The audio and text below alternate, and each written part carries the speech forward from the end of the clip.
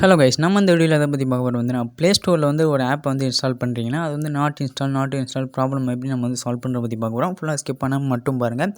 முதல்ல உங்கள் மொபைல் ஃபோனில் உள்ள ப்ளே ஸ்டோர் ஆப்பை வந்து ஓப்பன் பண்ணிங்க guys.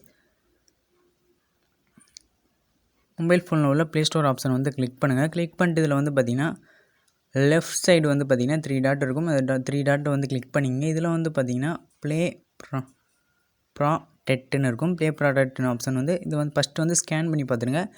Scanning in progress 2 times 3 times வந்து ஸ்கேன் பண்ணி பார்த்துருங்க.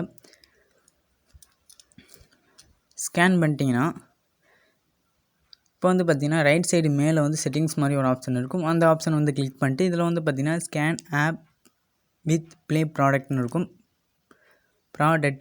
இதை வந்து பார்த்திங்கன்னா ஆஃப் பண்ணியே வச்சுருங்க. டர்ன் ஆஃப்லேயே இருக்கட்டும், ஆன் பண்ணாதீங்க. டர்ன் ஆஃப்லேயே இருக்கட்டும்.